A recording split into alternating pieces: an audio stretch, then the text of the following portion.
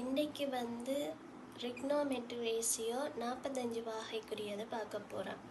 ABC இரு சமபக்க செங்கோண முக்கோணி.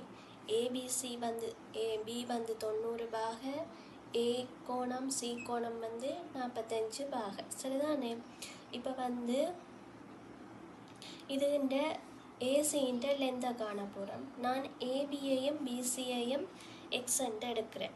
இப்போ ஏசின்ற நீளம் காண்றதுக்கு நாங்கள் என்னத்தை பாவிக்கலாம்னா பைதகரசின் தேற்றம். பைதகரசின் தேற்றம் என்ன சொல்லுது? ஏசி வர்க்கம் ஈக்குவல் டு ஏபி வர்க்கம் ப்ளஸ் பிசி வர்க்கம். அப்போ ஏசி வர்க்கம் எவ்வளவு? 2x². A c equal to √2x. சரிதானே? இதில் இருந்து சைன் 45, கொஸ் 45, டேன் 45 விளையாண்டு பார்ப்போம். சைன் 45 என்ன? எதிர்பக்கத்தின் செம்பக்கம். Tan 45 sine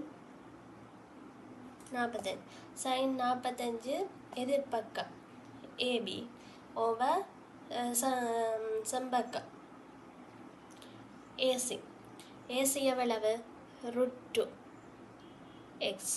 x over X √2 எவ்வளவு? 1 ஓவர் √2. அதே மாதிரி கொஸ் 45 எவ்வளவு? அயற்பக்கத்தின் செம்பக்கம். அயற்பக்கம் எவ்வளவு?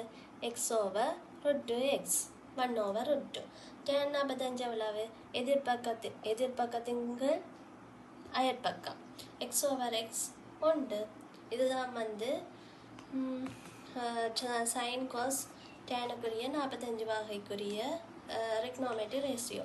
நீங்கள் எக்ஸாமுக்கு போய்க்க இந்த முக்கோணியை மட்டும் ஞாபகம் வச்சு கொண்டு போனால் அங்கே ஈஸியாக கண்டுபிடிக்கலாம். இதெல்லாம் பாடமாக்கி கொண்டிருந்தால் சில வேளை எக்ஸாமுக்கு போய்க்க மறந்துடும்.